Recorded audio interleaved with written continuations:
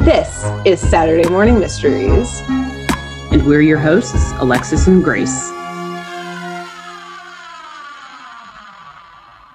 Hello, and welcome to another episode of Saturday Morning Mysteries, where we're your host. I'm Grace. And I'm Alexis. And we are on our last episode of the amazing Chan and the Chan clan and the whisper scatting that has brought us through the last 2 months of this arc. Grace, promise me you'll never stop whisper scatting. I would never stop whisper scatting. Before we started recording today, came up with an entire scenario in which Alexis and I slowly lose our fucking minds because we start hearing whisper scatting everywhere, and then we get committed, and then we can't stop hearing the whisper scatting, and then that's the last you ever hear of us. Ever. So enjoy it. This may be our last episode. Ever. Yeah, if you can't find us again, we've been we're Shutter Island style. We're out. Leo thinks that his family is like surrounding him or whatever. We think the amazing Chan clan running around us in this institution. Like literally in Shutter Island, how like Leo's character, is like thinking he's an investigator solving the crime. We think we're part of the amazing Chan family solving the crime with them. Dibs on Nancy. I'm Nancy. God damn it. All right, well, I'm gonna take whatever medicine I need to be sane again, because now it's not fun. It's not fun anymore. It's only fun if we're Nancy. Yes.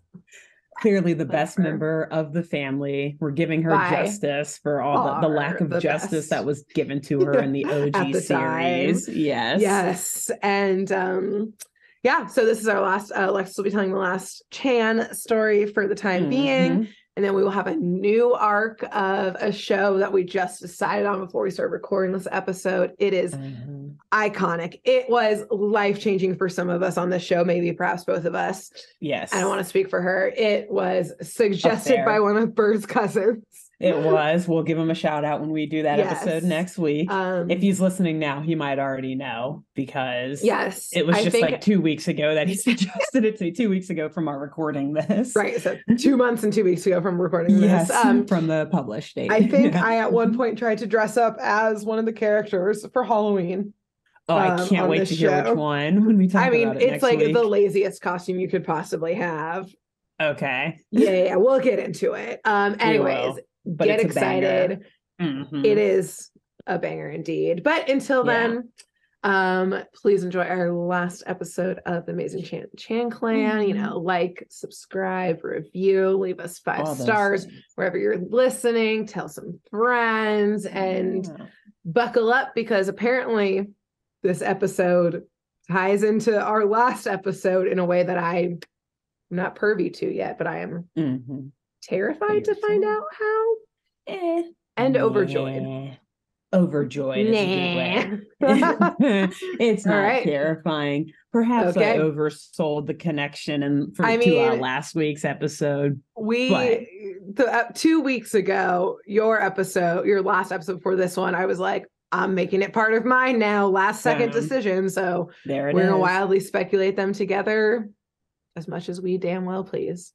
And so what I'll actually say, so if folks haven't heard last week's episode, go back and listen real quick, and then come back here. And the one before that, because it ties. And the one before. Yeah. True. Just go back and listen to our entire Amazing Chan Clan. But at least the last 2 episodes to connect to this one, maybe. What I will posit, that just came to my head, is that while in the last episode they were abroad in some nondescript Middle Eastern and or Northern African country, an Islamic country of sorts, Grace, you said that Charlie was good friends with the Sultan, a former classmate with him, and that's why they were there to, see him being crowned as the Sultan after riding the white elephant.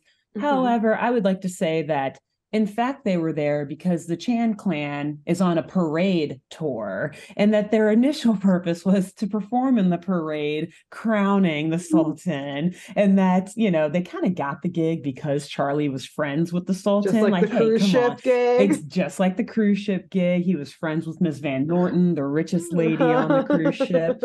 And I think that the Chan clan is continuing their parade tour because this week they're with Dad performing in none other than a Mardi Gras parade in New Orleans. Oh, shit. It's about to get wild. It's about to get wild. They've got a float. It's got the Chan clan written all over it. They're playing that super catchy yet concerning stalker song about... We covered it a couple episodes ago when they were on the cruise ship, or a few weeks back. We've got fireworks and all this lighting the night sky. Families of all sorts and all sorts of folks and whatnot are in the streets enjoying the festivities, because anyone who is American knows Mardi Gras is probably the biggest party in the country, especially in its hometown, at least American hometown of New Orleans, Louisiana. Oh, yeah, baby. So, meanwhile, this is a great one. I'm very excited. And actually, I'm going to pause right there to say, or give a disclaimer, perhaps warning, because I can't do an episode in Louisiana without imitating some of the characters. Yes! So I'm going to do my best foghorn leghorn Yosemite Sam type of accent. While talking about these characters, because that's how they all talk. I thought you were going to be like, disclaimer, I apologize for the writers' like poor Bayou accents, but I'm glad we're going to do them instead. We're going to do them. We're Americans, so we're allowed to make fun of Americans. I don't feel kind making fun of people from other countries. We're going to go ahead and lean on into the, or AKA, I'm going to lean on into this to the best that I can. I don't have a raspy voice and a deep, like, baritone voice, so there's only so much I can do, but I'm going to do my best. Gosh darn it. Gosh darn it. It's funny because this is a super side note that I promise I'll get back on script here. I just recently watched the first season of True Detective, which is an awesome show on HBO/HBO Max. The first season, it's like an anthology crime series, and the first season takes place deep in Louisiana, so everybody talks like you're this. Ready. So I'm ready. You were doing your homework for this episode. Yes, by watching a murder mystery. Hell yes. It's actually kind of scary. So, all right. The Chan clan, they're enjoying this parade. They're there playing that super catchy stalker song. And meanwhile, Charlie, he's at a quaint little costume party at a house that overlooks the parade route. It's nice. Yeah. And I hook up on Mardi Gras. It is, because I think it is kind of like they're also staying in this house. It's like it's either an Airbnb situation or, similar to past episodes, the owner is a friend of Charlie's and he just happens to have 10 extra rooms for all of these kids and Charlie. Charlie rolls with a rich crowd. He was literally friends with a sultan. Yeah, I mean, his son, as we've discussed in the past couple episodes, is about to marry into a royal family. Supposed to be the son-in-law of a sultan. Son-in-law of a sultan. So, also in attendance at this party, we've got the host, aka the homeowner, a man by the name of Mr. Brett LeBeau. LeBeau, very classic French name, or like Creole American, whatever name. His fiance, Scarlett Avondale. Amazing. His younger brother, they don't really say his name, but at some point it sounds like they're calling him Worth, or like Worthington, maybe. So we're going to say his name is Worthington LeBeau. And then we've also got, I think this guy is an attorney named Mr. Beasley, and the family's servant, Craven. Okay. So, real quick. Wait, I have a quick question before you dive in. Costume party. Is Charlie Chan just in his blue suit still? Or does he have like a mask on? Does he have some beads? No, he hasn't been taking his shirt off for anybody. No beads. No flashing. He's in the balcony. Those kids aren't there. It's just be the women who aren't flashing. My kids can't see this. No, so I will say he is... half of the people in attendance are in costume. Charlie is not. However, and I did note this later in the script, like a minor note, he is not wearing a hat. Charlie Chan's not wearing a hat in this episode, which isn't his hair weird? It is. It's got like a very prominent like widow's peak, and it just happened for like 1 second in one of my episodes, and I was like, What is Put this? the hat back on, buddy. Yeah, it's weird. Yeah. So I was just like, that's strange. I guess he's being polite, showing some Southern taking his hat off. Hospitality. I don't know. That's his costume. He's not a detective. He's just a normal businessman. In costume. He's just wearing his normal blue Stanley suit. is like, oh my God. Well done, father. Well done. Father, the true master. So, but like I said, a few other people, they are in costume. We've got Brett dressed up just as a devil. He's got like a long black cloak on and like devil horns. And we've got Scarlett wearing like an antebellum type dress. Okay. Which is also kind of funny because she looks like she may be black. Like she's very light skin tone, but like possibly mixed. So it's like her maybe like, take that. Who's wearing the antebellum dress now? I'm taking it back, motherfuckers. Yes, we're owning it. Hell yeah. Okay, yeah, we're going to say it's that. Yeah, we're going to say that. And then we've got Worthington in like this hybrid, like blue jester / musketeer suit with a masquerade type mask on and like the hat that has like the points, the ends that kind of like point up. Yeah. Not like the jingles, but it just curves. It has like two arms that curve. It's weird. You'll put the picture on it for the folks watching on YouTube. Are like, we see it. We see it. So then you've got Mr. Beasley and Craven are just wearing suits. Like Mr. Beasley is in a normal, just maybe like a blue suit with a tie, and Craven is in more of like a tuxedo, like butler's type of suit. So they're not actually there for the costume party. They're just wearing their normal clothing.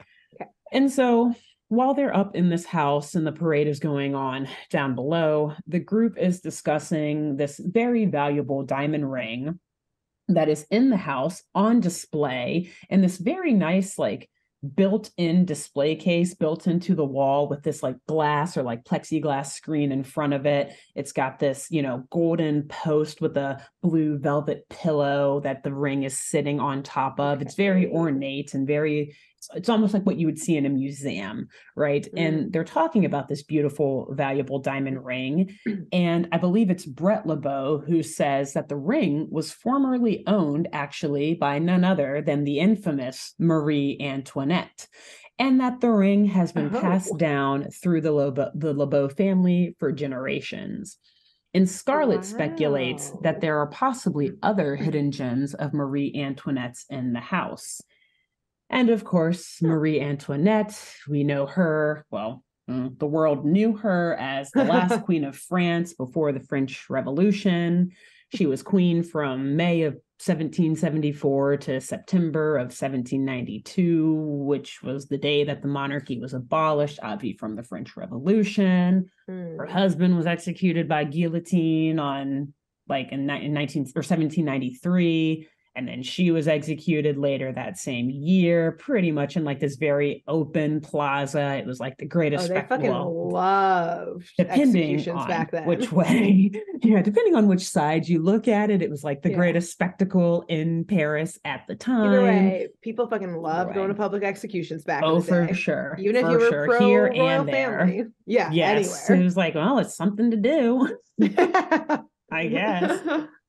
So Brett LeBeau, being the oldest living member of the family, he is the one who technically has custody of the ring and of the house that they live in. And Mr. Beasley is here proposing an offer on behalf of his client, he says, which is why I assume he's like an attorney, or maybe he's like a collector of sorts. But nonetheless, he's trying to negotiate an agreement with the LeBeaus, offering to pay I'll give you $100,000 for that ring. In 1972, I should have looked up the conversion. Yeah, it's probably still not more than like $500,000 though. Yeah, nowadays. It seems like it'd be in the millions. It maybe might be in the low millions now, but still a ring directly from Marie Antoinette. And like that ring must have gone through some shit to be in Louisiana because I did some minor background research on the founding of Louisiana and New Orleans in particular. It was founded way before she was queen. So she would have had to given it to like some other person with the Mississippi Company who was going to like check on things. But I'm not sure. It doesn't quite make sense that her stuff would be there, but whatever. Did they Go have ahead. kids? Like these are descendants of Marie Antoinette? So that's the whole royal family murdered? Yeah, it doesn't seem like the LeBeaus are related to Marie Antoinette. Oh. Maybe it's like she maybe stored a bunch of jewelry there. Maybe their family was part of the revolution, and when they stormed the palace, they were like, "Yoink, give me that ish." Right? Maybe they were the executioner. Right when they chopped their head off, they're like, "Oh, cute earrings." Ooh, hey girl, take that. You won't need these where you're going. Your head's already in a basket. Boing. Boink. Yep. Yeah. Okay, this makes more sense. Not descendants, just somehow the ring is there and they own the house. And so gotcha. Yes. So while Mr. Beasley is proposing this offer to Brett, Worthington cuts in and says that if this were my ring, I'd accept your offer in a heartbeat. Mr. Beasley, I can't do this accent forever. No, you have to. Damn it. What have I gotten myself into? Stop recording. I'll never leave this show. I'm gonna like only be speaking in like a deep Bayou accent forever now. It's like I'll go between whisper scatting in my ears and just only talking like this. My family won't even know who I am anymore. The last quote before this one, it did take you a second to get out of it. So I do expect by the end of the episode, you're just gonna be talking like that the whole time and not be able to get out of it. I won't even know who I am anymore. I sound like an attorney in the heat of the South. Oh, I need some iced tea, some sweet tea. This courtroom, we need some. I need some sweet tea to calm me down. Oh, bless his heart. My stars. Worthington, though, he's like, I would accept your offer in a heartbeat. What does he say? If this were my ring, I'd accept your offer in a heartbeat, Mr. Beasley. Oh, okay. Thank you. Thank you. Sorry. But my brother is much more stubborn than I. So Mr. Beasley insists. The switch up, I'm sure, is going to sound so hilarious. It's so drastic. Mr. Beasley insists that making the sale is very important to him and to his client. And obviously, he's probably going to get a super nice paycheck for negotiating the sale of this 100,000, much more than 100,000, but whatever ring. So Brett tells him that, well, that ring is quite simply not for sale. And I will say, Brett's accent's going to be a lot easier to do than Mr. Beasley and Worthington. Sounds like more of like, a nice Southern drawl. It's just a nice Southern, exactly. So Mr. Beasley responds, well, you may be sorry, sir. Very sorry. When you actually, that might be the best one I've done yet. That was nice and raspy. You're gonna lose your voice by the end of it, and it's gonna be perfect. And then Mr. Beasley storms out of there. So Brett invites the other guests to sit out on the balcony so that they can watch the parade, particularly to see the Chans come by on their float. Mr. Chan, he goes out with them, but Scarlett's like, I've got to go powder my nose.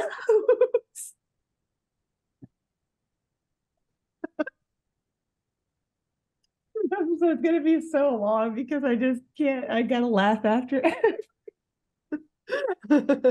All right, you can pick and choose when you do it, but thank you. Okay, so Scarlett has to go powder her nose, aka the white elephant has given her some supplies. I was going to say, from Nancy's not on the float because she's not in the band. You know, she's making a little delivery there. She's just sliding that right over to Scarlett, like, and thanks for letting us stay here. And Scarlett's sliding her some beignets. Yes. The perfect trade. And Worthington, he also says that he has to leave to attend another engagement. So it's only Charlie and Brett out on the balcony enjoying the parade. And of course, the Chan clan's performance. But while they're out there and chatting about how great this Mardi Gras is and how the kids are going to remember it for the rest of their lives, an alarm inside of the home begins to sound off, alerting Brett that his precious family heirloom passed down from Marie Antoinette, or stolen from Marie Antoinette, has again been stolen. Okay. And like zooms to the display case, and we just see like the perfect circle cut in the glass. And the pillow that the ring was resting on is just empty now. And so the party guests, they all reconvene in the living room, and the kids, they're done with their performance. So they've all rushed up there, and they're kind of like eavesdropping as well on what the adults are talking about. And it also looks like an actual law enforcement officer is present and has been called into the scene. And Mr. Beasley, he's there like, well, it wasn't me. I left the party long before that was stolen. Maybe he'll be the only one that I imitate. It is the most fun one. My Beasley. He is. And Worthington, though, he chimes in saying like, well, you could have come back because our door is always unlocked and opened on Mardi Gras, which like, pro tip, idea. Don't do that. Don't do that. We think that crime is terrible in America now. The 70s were way worse, okay? And on the drunkest day in America? Exactly. One of the drunkest days? And so Beasley responds by saying like, well, you may have stole it then, Worthington, or maybe even Craven, or maybe Mr. LeBeau himself. But Brett, he takes great offense at Mr. Beasley throwing these accusations around. Okay, this is going to be the last one that I do. No, it's not. Now see here, Mr. Beasley. But Scarlett stops him, calms him down, and says, Mr. Beasley didn't mean it like that. He means no harm. And the law enforcement officer, he's like, all right, well, this clearly seems like perhaps either a scuffle between family and family friends. It's fucking Mardi Gras. There's a lot of crime already drunk on those. And the white elephant, I gotta meet her on the way out. I've heard that the white elephant is in town. We're trying to figure out who it is. We've got leads, but we don't know. It's also the biggest crime day in New Orleans. Mr. Chan, can you help me with this? And just like, tell me when you found the culprit. Take care of it. Take care of this. Mr. Chan is like, absolutely, I'm happy to take over this investigation for you. And so at this point, the children, like I said, they're obvi eavesdropping on the adults' conversation from like various places around the house. And they're all coming up with their own suspicions on who the culprit might be. So we'll break it into our classic groups of who is going to look into what. But this time, actually, group one, we're going to start out with Charlie Chan himself, and then we'll do the kids later. Okay. So the kids all scatter, right? They go and, look into their own things. It's Mardi Gras. Right. They're out on the streets unsupervised. The perfect, safest day. When you said earlier, culture. Like, the kids will remember for the rest of their lives, I was like, yeah, those younger ones on the float are getting flashed. They gonna remember that the rest of their lives. That shit is burned into their brains. Henry's uninterested. He's just thinking about Hareem. Hareem would love Mardi Gras. It's such a beautiful time. So much love in the air. I'll write my next song about him. Yeah. Drumming away. Anyways, so Charlie, he hangs back at the LeBeau house and he's questioning Brett and Scarlett about the ring. And Brett explains to him, like, listen, I'm not really worried about the money. It's more so the fact that the ring has been in the family for generations. And I guess I feel like irresponsible being the one who got it stolen. That makes sense. Fair. And so Charlie asks Brett how long he's owned the house. And Brett says that actually before he owned the house, it belonged to his father. So it was passed down to him. And Scarlett chimes in saying that before Brett's father owned it, her father actually owned the house. And that in fact, her great-grandfather, Beauregard Avondale, built the house. Oh, okay. So cool. Brett explains the history a bit more, saying that the story is that it was a way station for escaped, well, he says escaped, but what he should have said was runaway slaves in the Underground Does he Railroad. Actually say slaves? He does say slaves. Yeah, he should say escaped enslaved. Well, no, escaped slaves, whatever, in the Underground Railroad. And Scarlett's like, it's not a story, it's true. There are secret passages all over the place. And she adds that her father was so proud of the home that he had built, and it made him very sad to sell it.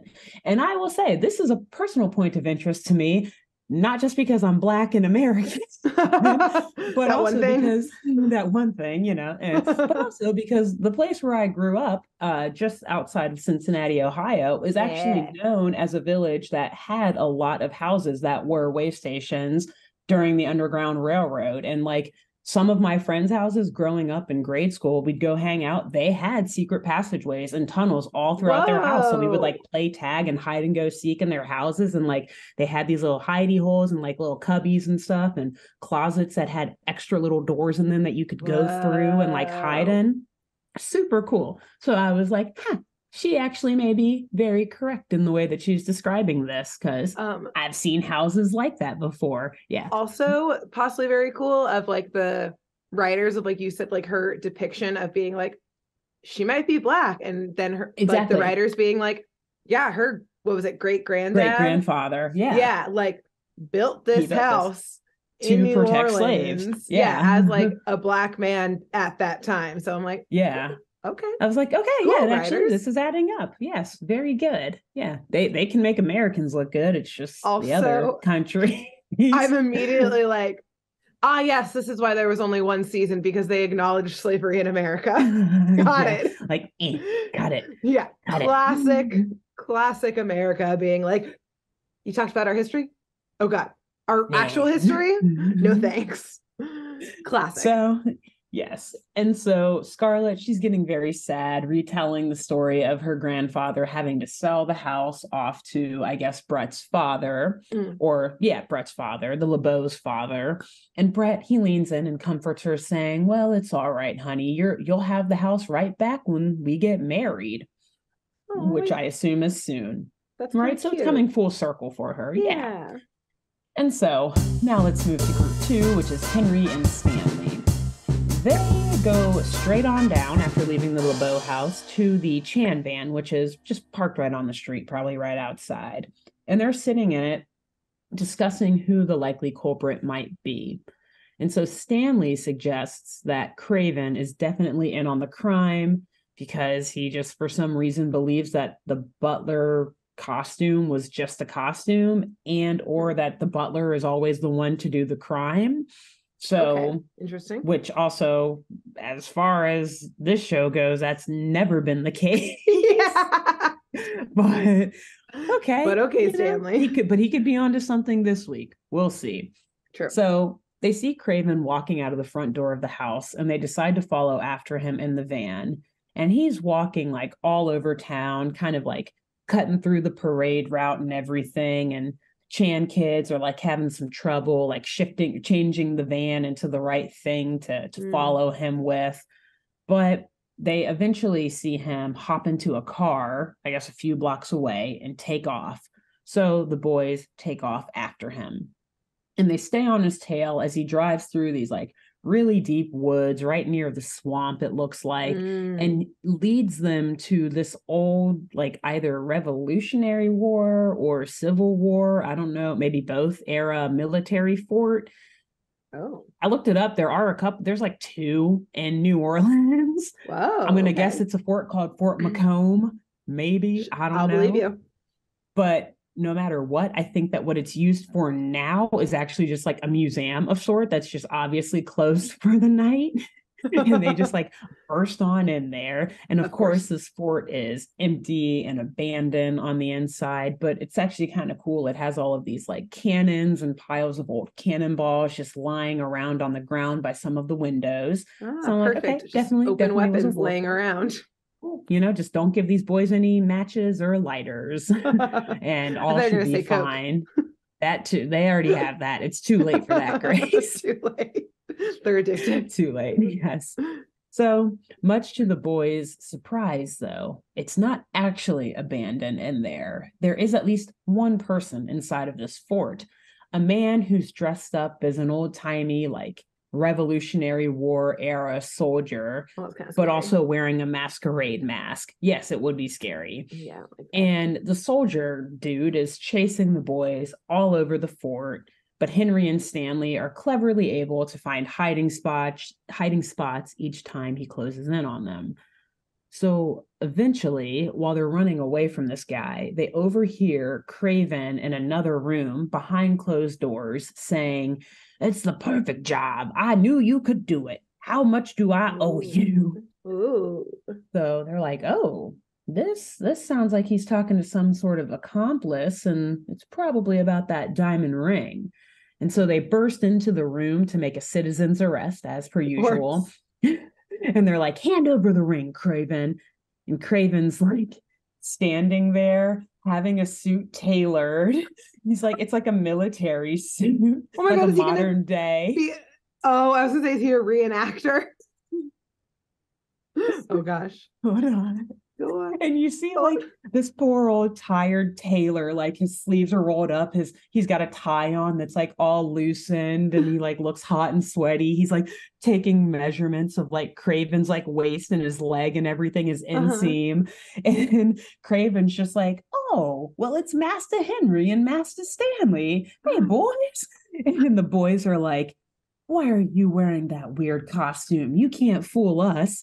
And Craven is like, "Well, I am actually a colonel in the National Guard.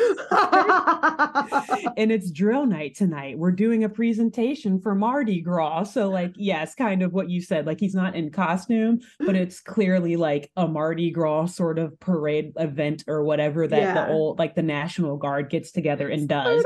Probably at this like historic museum or something. Yeah, I was about to ask, like, why the fuck are they at this place? But yeah, that makes sense that it would be there. Which again makes me realize that pretty sure the dude chasing them is also in the National Guard, but he is in like the traditional costume. Yes. And is probably just like, "Why are these men in here? This is like military / like state property." He's like, "Get these drunk kids out." He's like, "No, I've guys, chase 10 others today." He's like, "I'm not trying to hurt you. I'm trying to just tell you where the audience is supposed to be. You're not supposed to be in here. We're doing drills. Doors don't open till 6. Yeah, this is close to the public." And so Craven like very kindly invites the boys to stay and watch them march, but they're like, "Oh no, we actually have to like get back to the LeBeaus." And then they just book it out of there and they leave. And then we've got group 3, Susie, Alan, Tom, and Anne. And so Anne, aka Jodie Foster, is suggesting that Scarlett may be the crook. But Tom tells her, like, "Yeah, right, that's unlikely. Not only is it unlikely, but it's improbable because Scarlett's a woman. Women don't commit crimes. Duh." Maybe this was before, like, I don't know, Casey Anthony and Eileen Walrus or whatever. all these people. Just you wait, Tom. Just you wait. Although, sorry, allegedly Casey Anthony for the lawyers listening. Please don't sue us. Yeah, please don't. So Anne gets defensive and tells her siblings, like, "I want to murder so many people you don't even know." You don't even know it. That's basically what she says. Not her personally, but she's like, "Come on, a woman can be just as good of a criminal as any man can." And the siblings kind of laugh at her like, "Please, like, I think you're going crazy." Which, okay, fair. I mean, the statistics do point in Tom's favor in this case. Yes, but there you never want to rule anyone serial out. killers even before this prom. Right.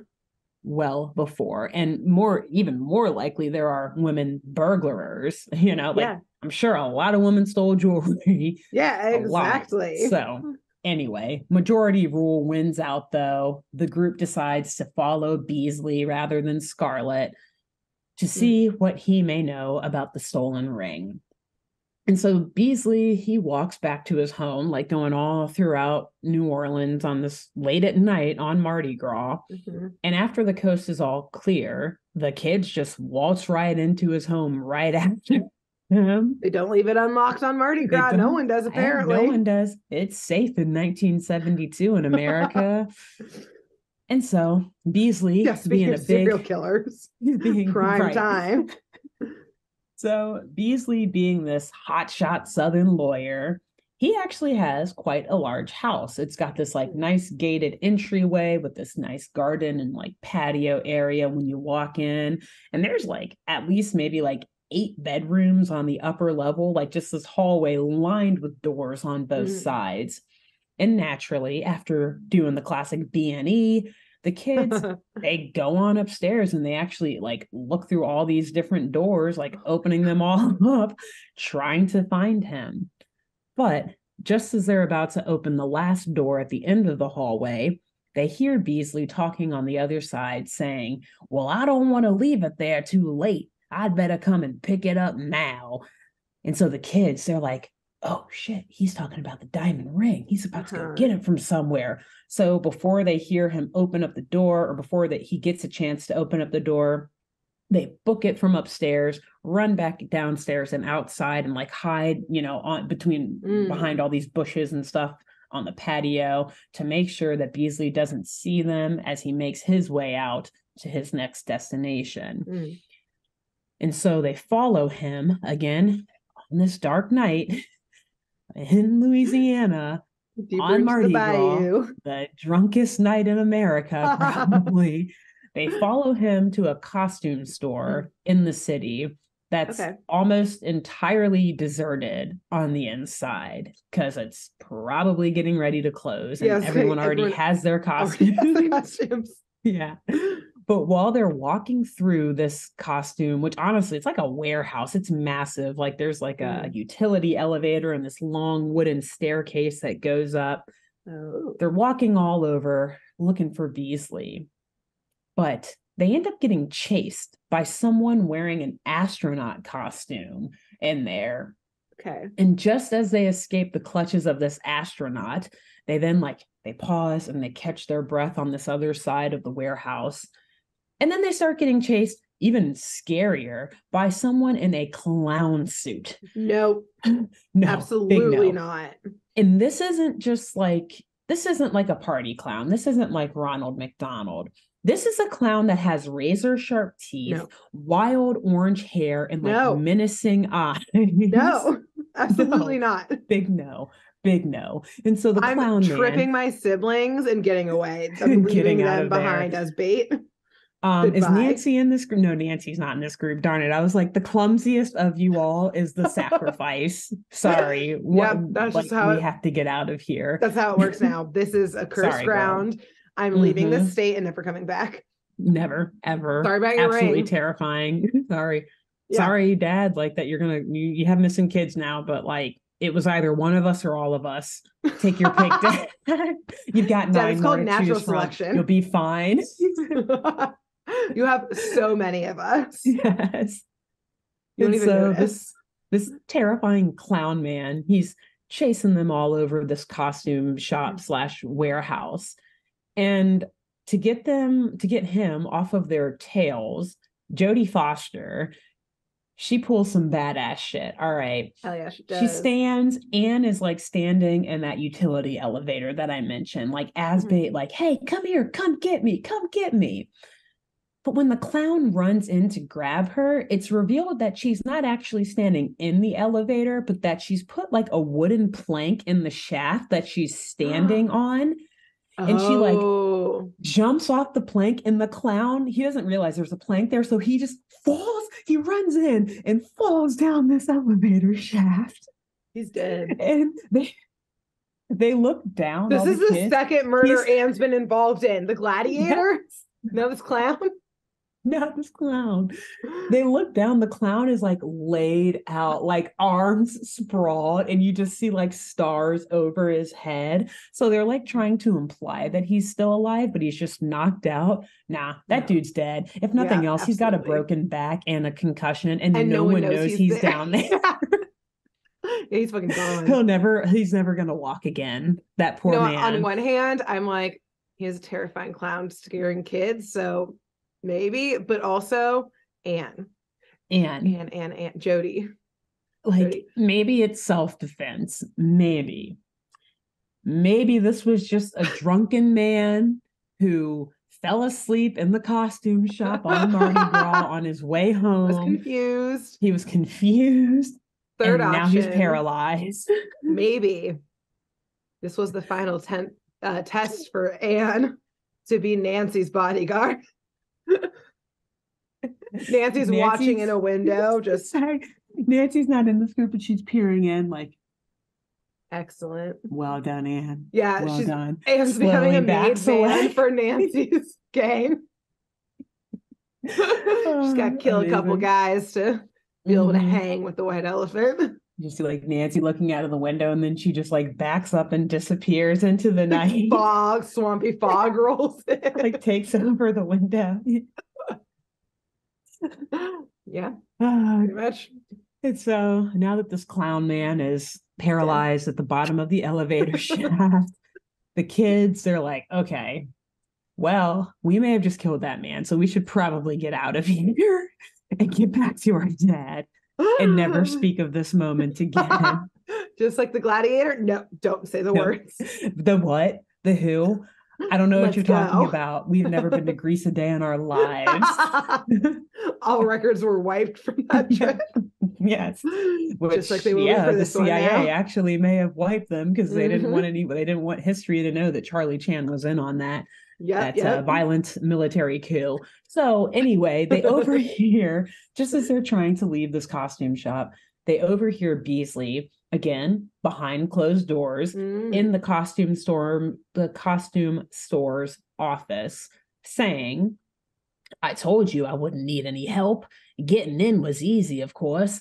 I may need your help later on to get out. And so the kids, they again interpret this as some sort of confession, like, oh, he was easily able to get in to steal the ring, but he's going to need someone's help getting out of this tight situation. So they burst into the office thinking that they're going to catch him red-handed. But when they open the door and they tell him they've heard everything he says, the camera like pans to Mr. Beasley, and we just see him wearing like a full knight's armor costume, like helmet and all, with like, I think like the little red, the plume, whatever, hanging off. Like, obviously it's a costume. And Mr. Beasley's like, well, yeah, I meant every word. Getting into this costume was really easy, but getting out's going to be tough. It's very heavy armor. And so Mr. Beasley explains, like, I just can't wait for the grand costume ball tonight. Are you guys going? Like, asking if these kids are going to this costume party. No rules on Mardi Gras, baby. No, and he's like, hey, I've seen toddlers in places they should not be. All right. It's New Orleans on Mardi Gras. Anything happens. And so the kids, realizing how much they too have effed up this whole investigation and misread the sitch, they're like, nope, we're actually going to go get some sleep. It's our bedtime, which it probably actually is. Yes. So they book it on out of there as well and head back to real quick. Yeah. I just imagine the last words before they like decide to leave are Mr. Beasley being like, oh yeah, well now I got to go find my date around here. They're dressed up as a clown tonight. Man, I think I'm going to, tonight was going to be the night pose. My wife thought the clown outfit would be a weird one, but I said, no, a clown and a knight at a party together. Do you know how cute that'll be? I can't wait to get down on one knee just and like on the night we met. And what would become the king and queen of Mardi Gras? Ago. Yeah, I will get down on one arm and knee and propose to her to be the knight of her heart. And the kids are like, clown? Wow, you know.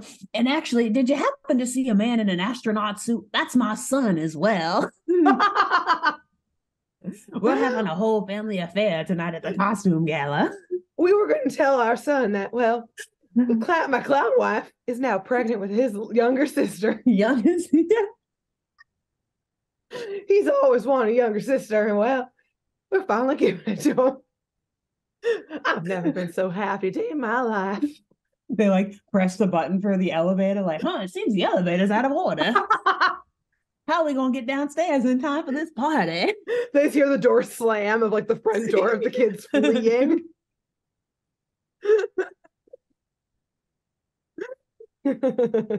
Oh man! Yikes! You have to be pregnant. Sorry to make that really dark. Double homicide. Again, the most lawless night in New Orleans. We were never here. The kids also go into the fog of the swamp.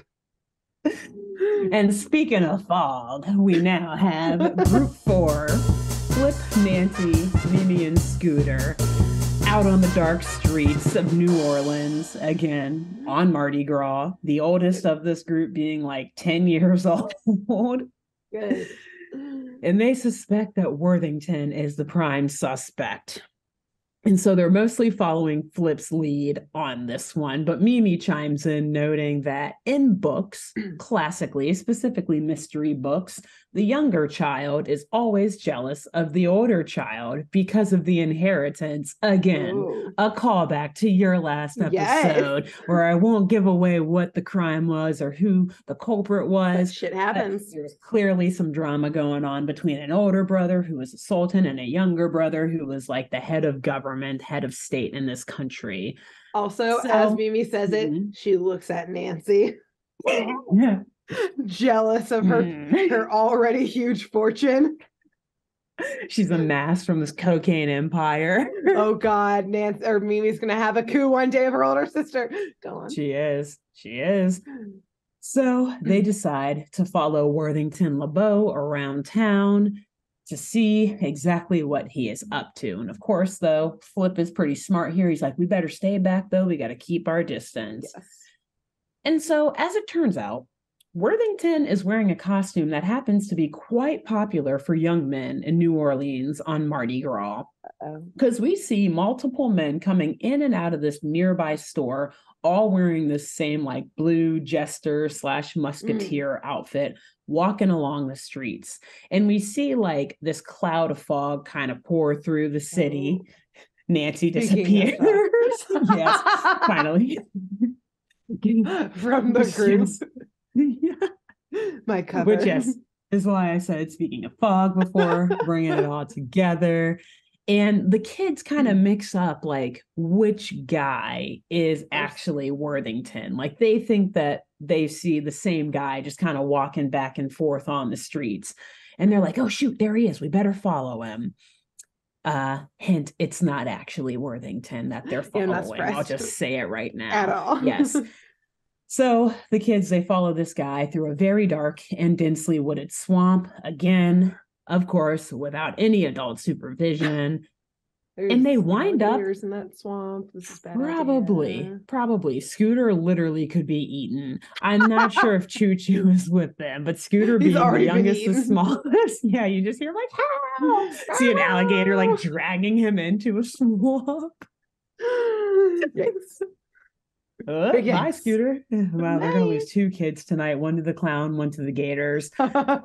So this group of tiny children, they wind up trailing this man who is not Worthington LeBeau. They trail him right into a cemetery, Grace, where they believe this man is a serial killer. The loot. He might be. And I forget who it is, if it's Mimi or Nancy, but one of them is like, should we call for help? Yes. At this point, like that's a cemetery. We should not be going in there. We shouldn't even be on our own right now. He's burying a body.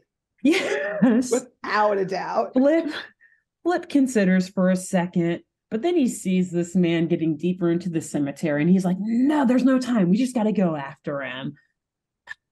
So they go into this dark and clearly closed for the night cemetery and follow after him. But they seem to like have lost track of him because they're just like standing there right next to like all of these like half dug graves. Like you just see piles of dirt out and like these small holes being stuck. So, like, you know what? The grave digger celebrates Mardi Gras too. Yeah, they were out getting drunk and stuff. They had to build up the liquid courage to carry through with the job. They're like, I don't know if I can do this without like an entire 40 ounce and like 2 40 ounces in my system. Yes. And so while the kids are standing there in this very spooky, creepy, dark, and like I said, closed for the night cemetery, they end up getting spooked by a bat that is flying overhead. And as they're like running around and trying to avoid this bat that's chasing them, they then run into a ghost, just, the classic white draped over with the big, the black eyes that pops up from behind one of the tombstones and chases them around. And then they get cornered by another tombstone that is being guarded by a witch, actually, like the classic witch with the pointed hat and everything, the long fingernails cackling at them. And so they're being chased by those things and they keep running around. But no, that's not enough. They then encounter a skeleton that legit crawls out of a grave and starts running after them. This episode has gone too far. Clown and now this?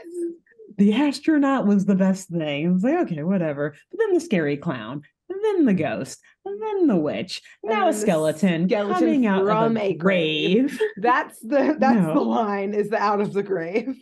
And also, out of the grave. Like, what? It could have just been standing there. That would have been one thing, but literally crawling, like clawing and crawling its way up to scare them.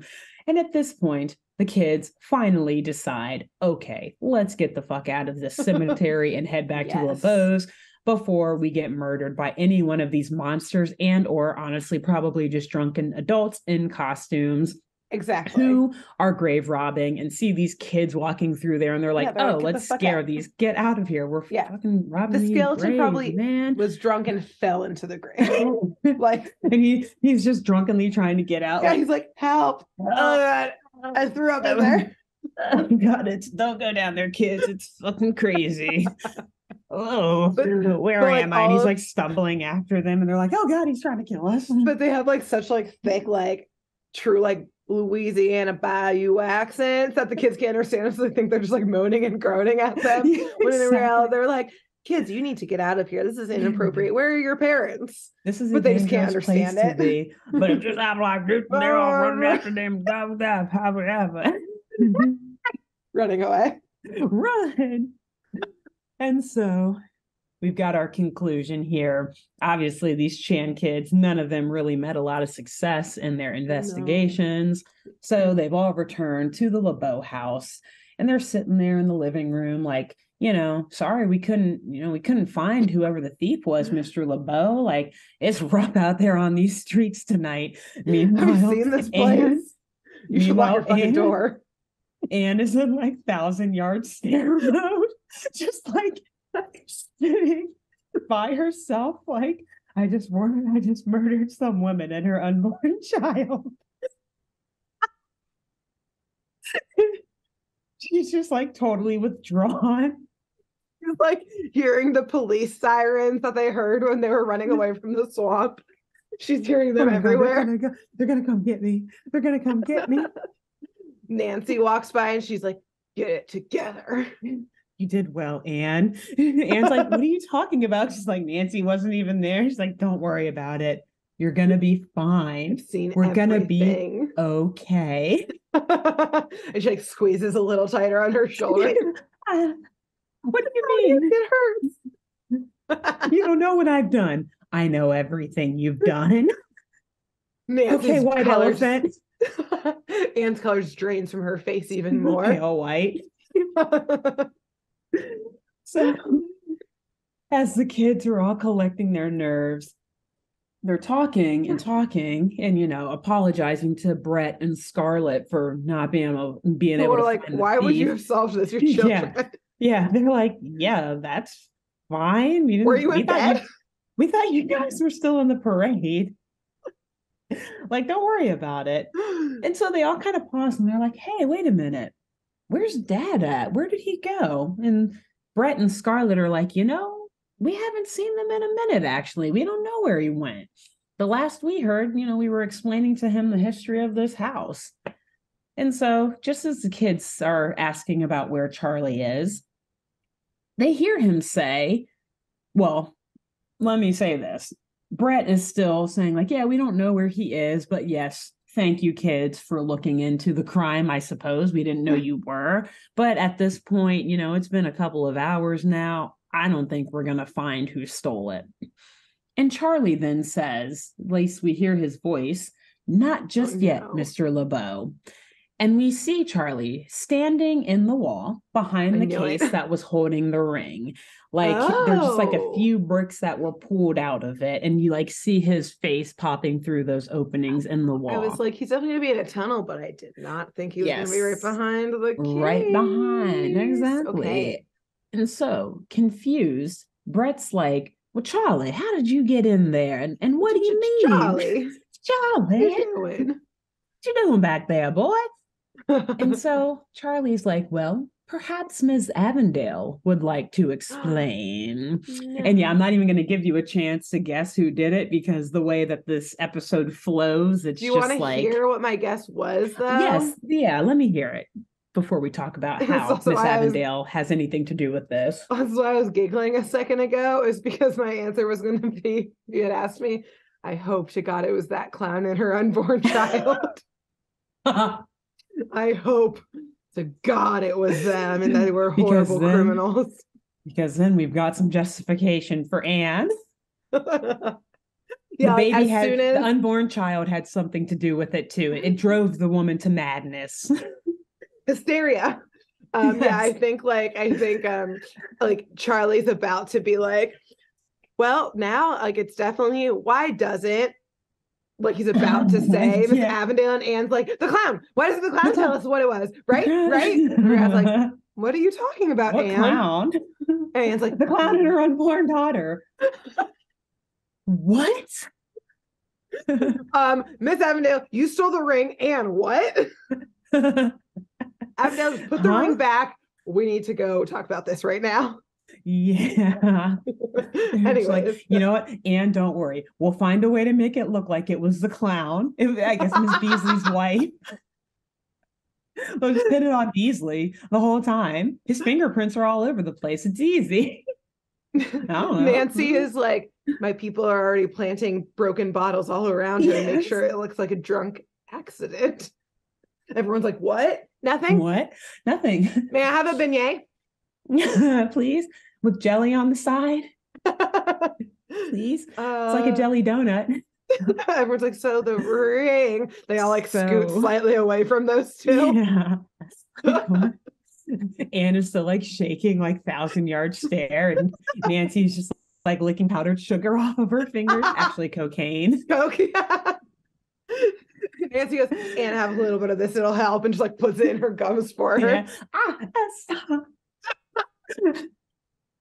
Yeah, folks, this is why we warned you. You have to go back and listen to last week's episode to understand what in the hell we are talking about right now.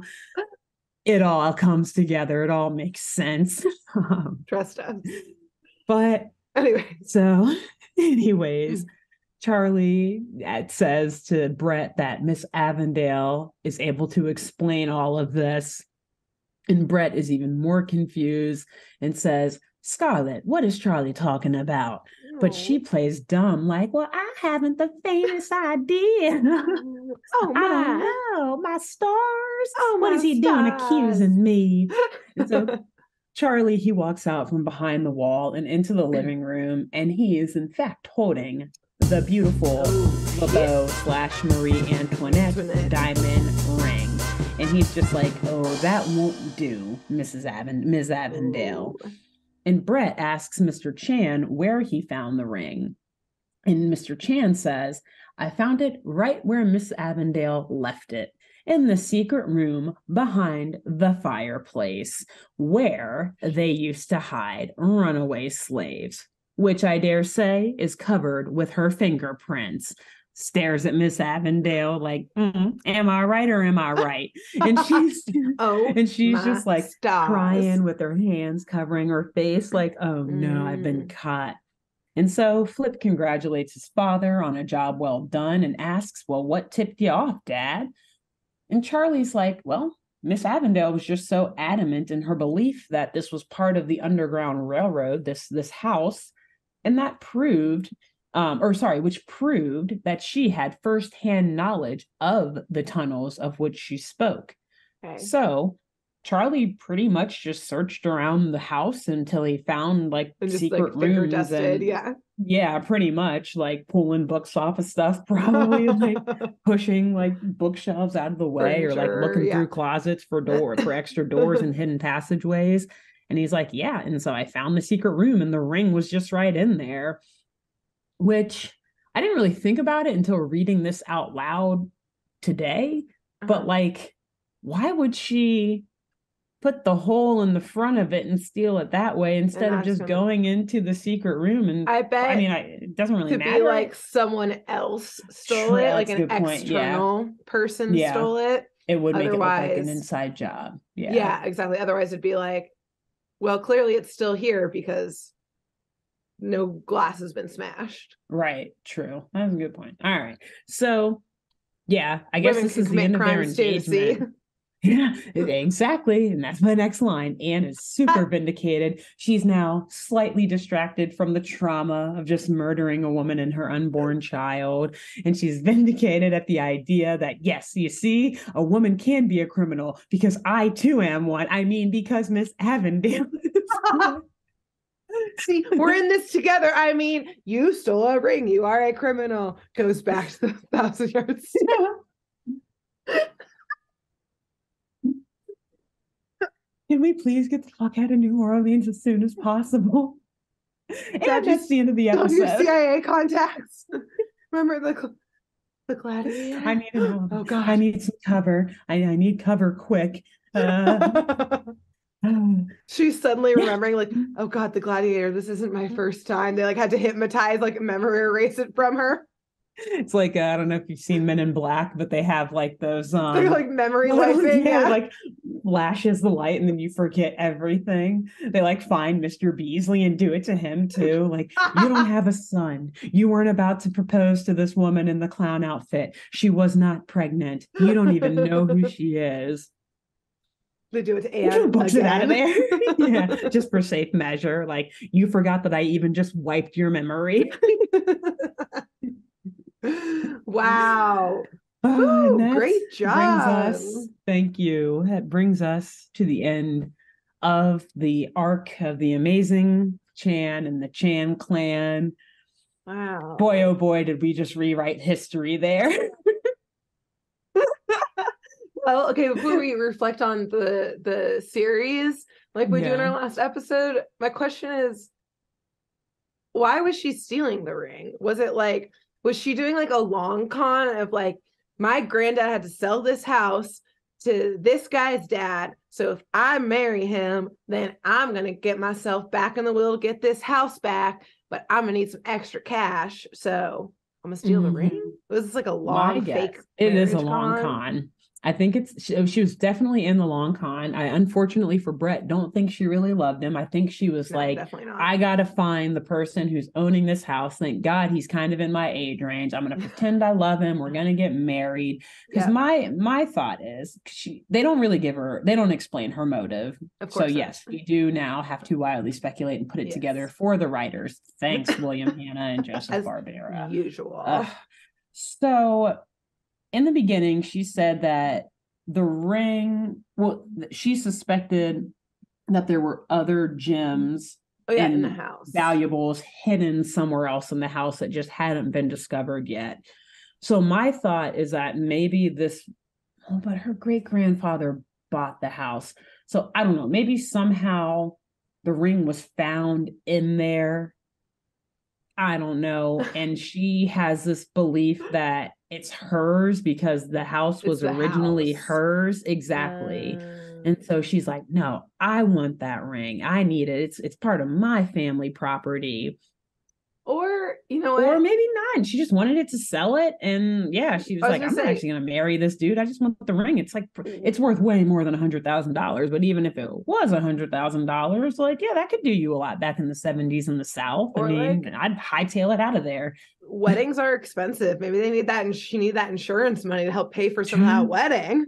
Yeah. And she obviously wants the house and is going to con him into it and stuff. But like, maybe she was like, man, that wedding, it's adding up real quick. I'm gonna need some extra cash on hand. Insurance fraud. Steal that ring. Give me that. Yeah, that's hey, your guess is as good as mine. Again, they didn't really want to go into the details. They just needed to show that, yes, women can be criminals as well. Whether it's interpersonal theft, cold double homicide, anything in between. Whatever. We contain multitudes, us women. We're complex beings. Peel back the layers. And you find a different criminal under each layer. Well, at least for Anne, it wasn't premeditated murder, so maybe that'll give her a little bit of some, She's some leeway. Yeah, and it's not the first cover up for her, so no, they've got the cleanup crew routine down. Nancy will get her out of it. She'll be walking the streets of New Orleans again in no time. No time. Anne's never going back to New Orleans or Greece. She can't quite figure out why, but she just inherently hates those places as an adult. She's like, they just give me the creeps. For some reason, I can't put my finger on it, but I just feel like something really wrong happened in those places. And also, I mean, I think so, like, Scarlett lives in this house with Brett, if they do live there. Yeah.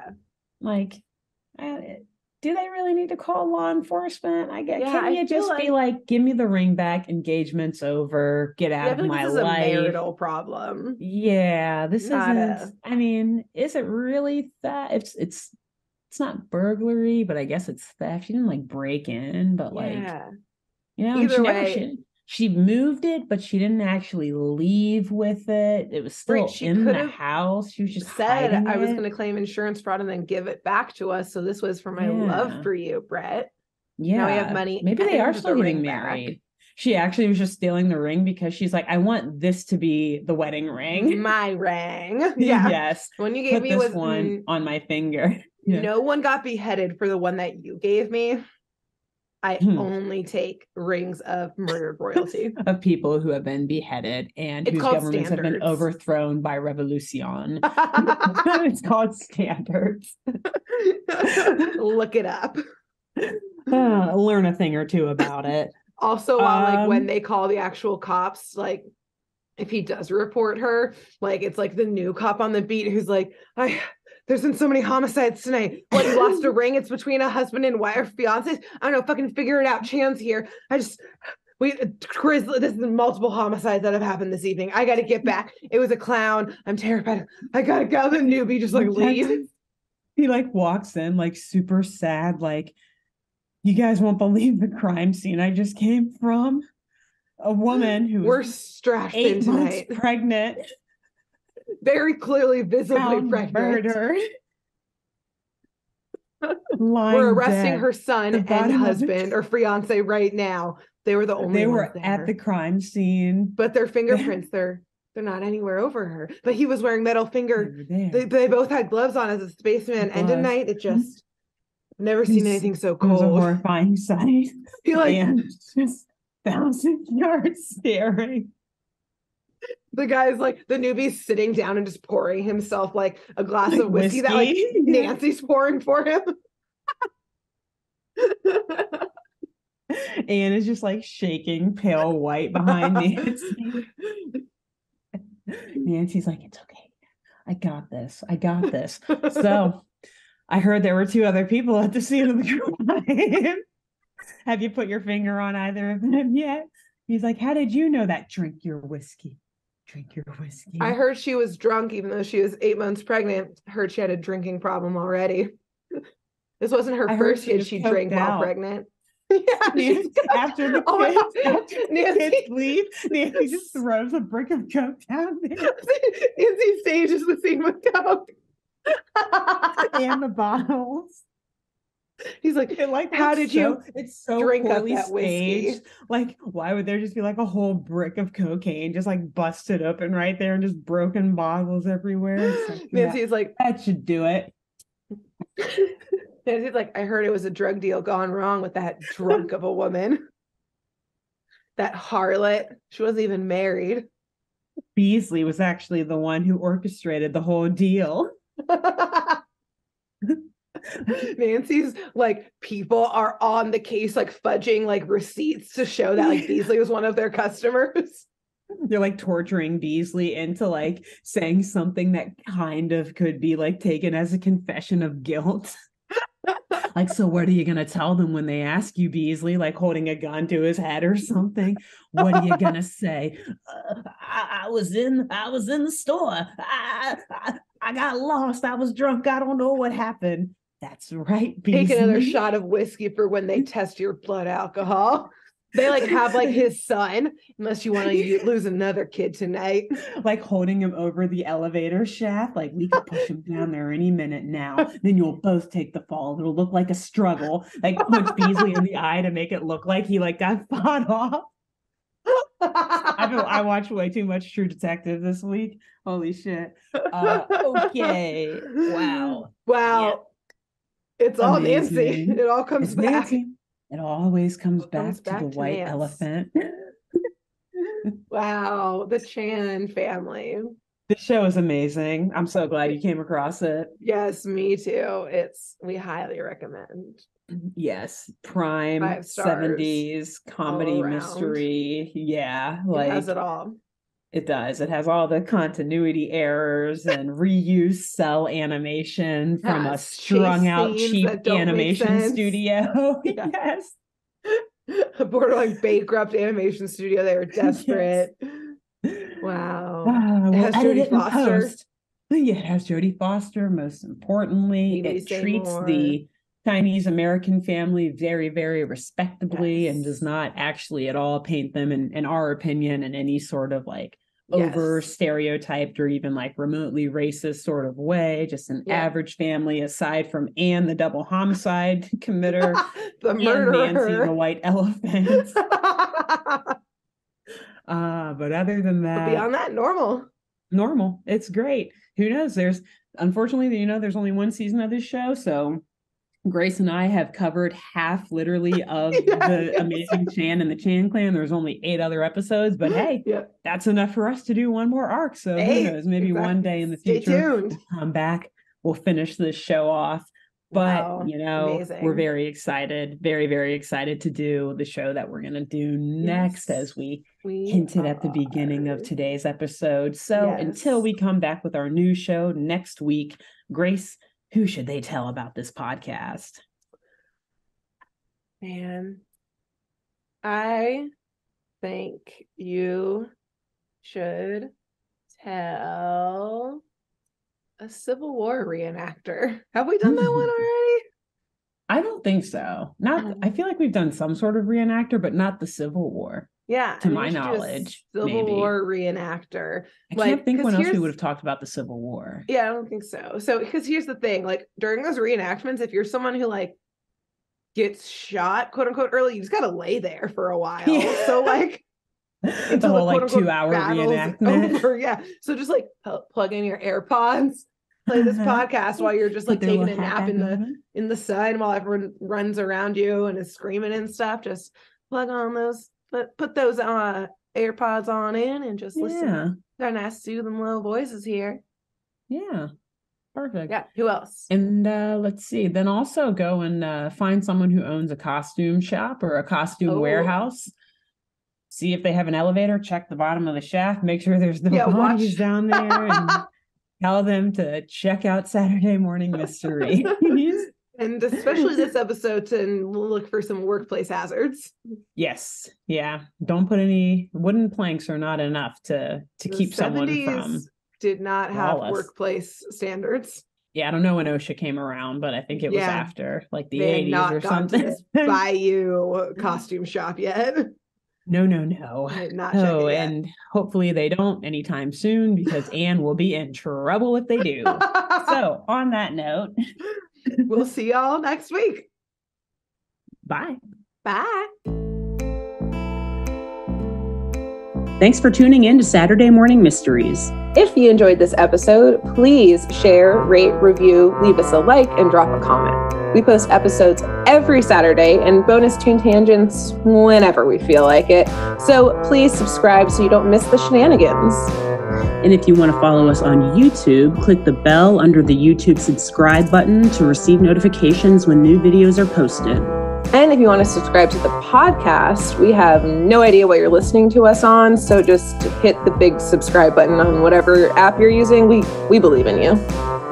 Give us a follow on Twitter and Instagram at Satmornmist, all the abreves, and let us know if you have any episode or show requests by emailing SaturdayMorningMysteries@gmail.com.